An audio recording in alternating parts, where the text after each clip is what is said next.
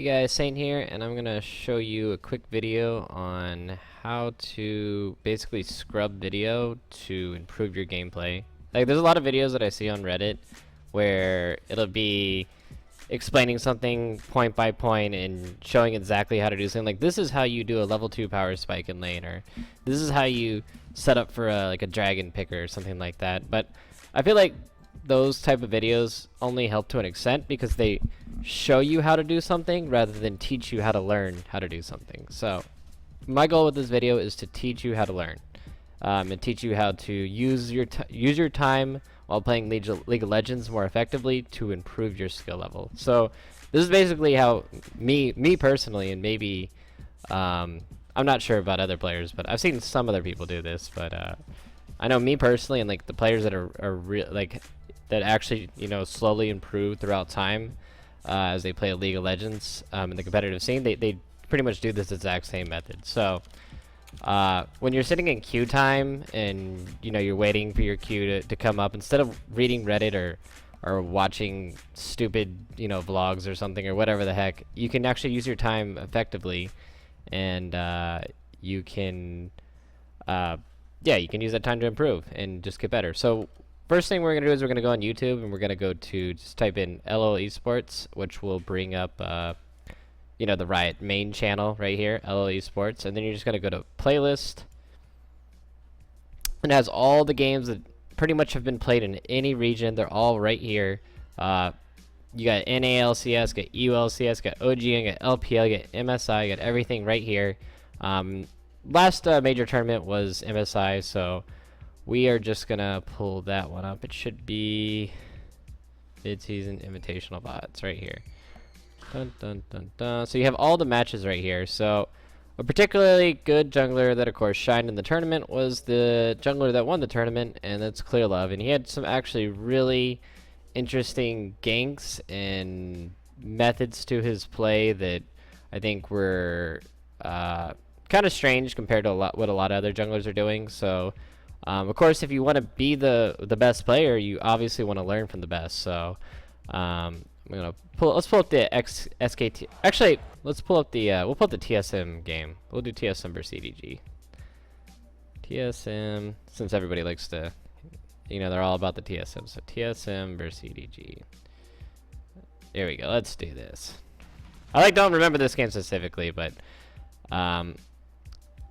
let's say there's like a particular type of gank that somebody uses, like, or let's say you're trying to learn how to play Rek'Sai effectively, and if you feel like you can't really play the champion at the effective level that you really want to, and you feel like your ganks aren't really going up to par or anything like that, and what you can do is you can pull up these videos, or it doesn't even have to be jungling, it can be any lane, but you can pull up these playlists, and then you can basically just go to different moments. You can scrub through the game, and you can look at, hey, look, this is a point of interest because a kill just happened. So what I'll do is I'll open up the game, and I'll look at you know, how did they get that kill? Like, what are the things that led up to it? So you're gonna go and you're gonna look at the jungler's exact path. So you go back to where he started. It looks like he started on the Gromp. He smited the Gromp for his bot lane. And the real important thing here is to, when you're picking apart a particular play, like, you need to put yourself in the player's shoes and think about why they did each thing leading up to this. Notice how I saw the kill. I'm not looking at the kill that happened a minute and a half from now. I'm looking at every single thing that led up to this kill, and like all the contributing factors that are going to go into this kill.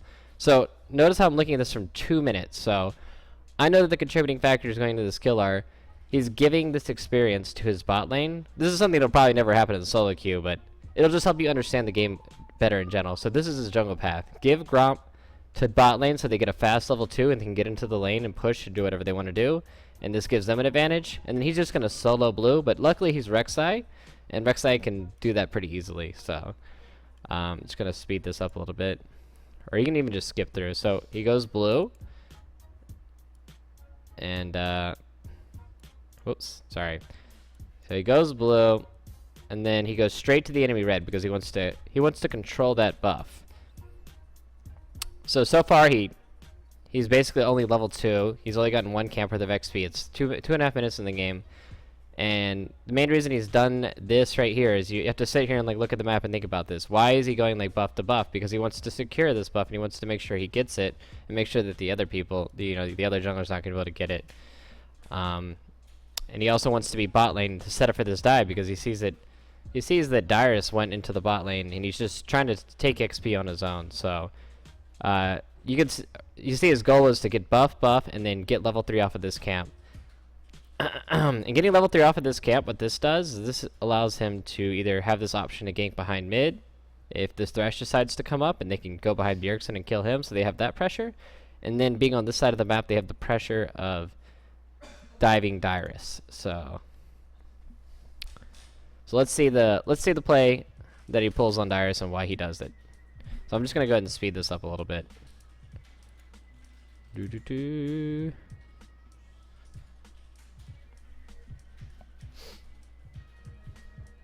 And these are actually plays that you can look for. I mean, I know this is a 2v1 in an LCS setting, and this is something you probably won't see as much in a solo queue, but this play will actually work in your solo queue game.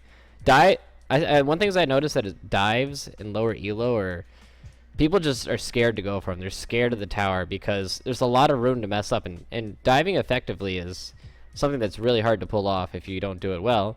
But if you want to learn how to dive, like let's say you want to learn how to dive better and add this play to your arsenal, like playing the game is just adding more and more plays into your playbook and adding more plays into your arsenal. And if you want to learn how to dive, just look at this right here and it'll teach you how to dive. So you can look at how the play went out. Basically the Thresh, he took the original tower aggro and he ignited and he flayed him. So he has the original tower aggro and he's just going to walk back. He's going to walk back here and he's going to make sure he doesn't take too many turret shots. And because he's tanking the turret, this means that Clear Love can just go in and just knock him up and just do all the damage he wants to do and keep Dyrus locked up under the turret and kill him. So this is how you do the dive effectively. And you saw all the events leading up to this. All the events leading up to what Clear Love did. And you saw like why he did his jungle path. So you saw that he gave them this camp, he did blue, and then he did his 3 camps and he went bottom. So if you want to like look for this kind of play in a solo queue game, you can even do this on top lane. It's like really easy to do this dive on top lane or any lane that's vulnerable. And yeah, so let's look at some of the other. I don't really think this is like a particular good play to look for because it's a 2v1 lane. So it's kind of a bad example. So let's look at a different example. We're gonna look for like let's look for an early game gank. What's a game? Oh, I know a great game for this example. Reignover's ganks in the TSM game. So you saw how effective his Gragas play was, and how effective his early game jungling is. And maybe you feel like you're having a tough time playing Gragas and pulling off all these effective ganks. So you remember this game, he actually had a really nice gank. He had a lot of gank pressure throughout the lane. So like let's look at his jungle pathing and why he did the ganks he did and how he did them. So if you notice, he started on the red buff and he didn't really get much of a pull, and the reasoning behind this is that he wanted to make sure that his bot lane got full XP on the double golems so that they don't get behind in this lane so they can bully. He's going to solo red, and he's going to get level 2 off of that. Let me speed this up.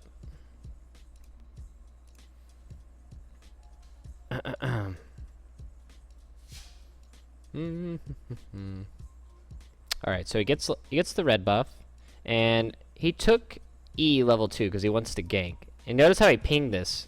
This is very important. He pinged when he's gonna come mid. Like I know he's in like in a game and he can talk to these people, but this is actually really important for solo queue. Also, like learn to use your pings and actually communicate with people what you're gonna do. So he sets up for this gank. He knows that LeBlanc has high kill pressure on Cho'Gath. Like you have to sit here and think, why is Reignover doing this gank on the Cho'Gath here? A, Cho'Gath has no escape abilities outside of flashing, and B, LeBlanc can get chain level 2, which just stacks up with your CC. So you already have another effective farm of CC, and you have your body slam against a champion that has no escape, and you know that if you take his escape away, even if this gank doesn't work and doesn't get the kill, like right, you see right here, instantly blows flash, and now that lane's pressured. And then now that gives you the option of what to do. And another important thing when you're scrubbing video like this and looking at what that particular player is doing, like you saw what Reignover is doing, you have to look at what the other jungler is doing too, and you have to measure it and gauge it against what is being more effectively done on the map right now. Like what is getting me more in the future. And you can see Gragas has very similar CS to Santorin. Gragas has only done one camp, and Santorin has done he's done two, and they're pretty much the same level, but Gragas has put pressure on the map already. So Gragas is just going to go over and get his blue buff too, so he can make sure that he keeps pace and levels, and he keeps pace, and keeps mana.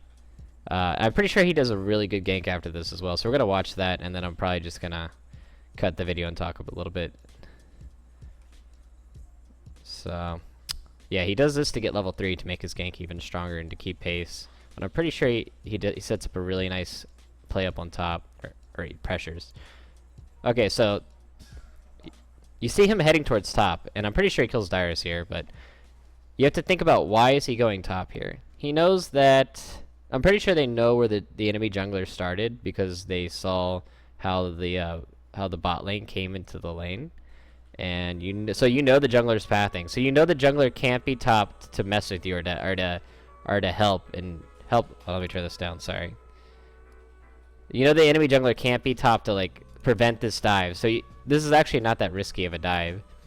And you know that Dyrus is at half health, he has no potions, and he's in a very vulnerable position. Mini Gnar is actually really easy to kill. All you really need to do is put a little bit of CC on him with Gragas, and then the Cassiopeia does enough damage. So you can see right here, I don't even think Gragas gets the kill off, but oh, he does. So we're going to actually go back and play this on a lower speed. So people always think that like ganks have to look spectacular. You have to like sit there and wait in the brush. You have to like set it up. You have to do all that kind of stuff. But if you're watching this video and looking at how he does his play, you can see that he doesn't actually do this, and you can use this to help improve your gameplay. So notice how he doesn't even bother walking up to Dyrus and giving him the chance to even like hop away or to flash or do anything like that. He instantly, the moment he gets into lane, he E's and then he commits his flash on the play, and he commits his flash to get the kill. So don't be afraid to use summoners. Like that's something you can learn from this. And this is a level 3 to level 4. Just look how easy this is to tower dive this guy who's half health. And this is a level 3 gank. So you have to like this is a play that can actually work in solo queue. You can work in pretty much any scenario. Like think about how many times in solo queue you've seen somebody half health like pushed into the turret like this. So if you're having trouble with your Gragas play, you can look at a video like this and look to add this type of play to your playbook. You can see it just results in free first blood for him. Huni doesn't really lose much, and this is just catastrophic to Dyrus because Dyrus loses this entire wave and he gets behind in all this XP, and they get first blood. And then you have to wait against what the other jungler was doing, and you can see the CS difference here, 12 CS to 11 CS, because Gragas got some of the CS up here when he pushed top wave. So, yep. But that's pretty much how I scrub video and how I look for early ganking routes and things like that with junglers. And you can do the same thing for team fights also. Like maybe you're having trouble team fighting with a particular particular type of jungler or mid lane or anything like that. You can just pull up major team fights. Granted, this game was an absolute snowball, but let's pull up like maybe a more even game. We'll do let's do EDG versus SKT. You can basically pull up and look at how they do their team fights and how to set up team fights and like how to improve. You can improve on team fights in this way as well. Oh, this game was a stomp too. Or even laning. Like pretty much anything involved with the game. If you feel like you're having trouble with it, if you feel like you don't understand a team fight well, you don't understand how to like progress the game to win the game, you feel like you don't know how to lane effectively with trading and CSing, you can pretty much pull up any pro match and you can just pick it apart piece by piece while you're in queue time waiting to play your solo queue game. And if you just do this maybe like 1 or 2 games a day every day, you'll eventually become an absolutely beast player because your game knowledge will just improve slowly over time. And I'd say probably after like a month or two, you could be, if you do this adamantly and you actually effectively learn from it, you could be like a challenger level player. Like you could be a beast player. And this is, I think, by far one of the best ways to improve your game skill and knowledge is just looking at video and then applying it to your games. But anyways, I hope you guys enjoyed the video. I know I kind of like worded it pretty badly, and I'm pretty bad at explaining things sometimes, but I hope you guys got the point, and I'll see you guys next time.